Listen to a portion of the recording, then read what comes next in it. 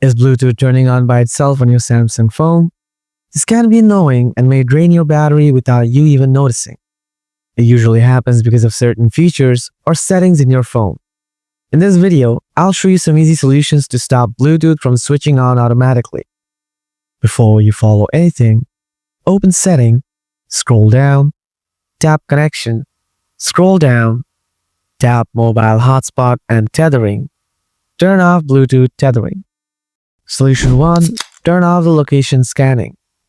Open Settings, scroll down, find out location, tap on it, then tap Location Services. From the bottom, turn off the Bluetooth scanning. Solution 2. Check Software Update.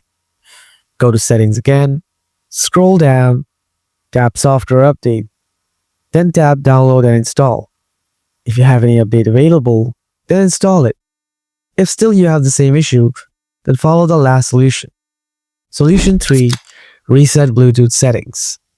Go to Settings, scroll down, tap General Management, scroll down again, tap Reset, scroll down, now tap Reset Wi-Fi and Bluetooth settings. Then tap Reset Settings.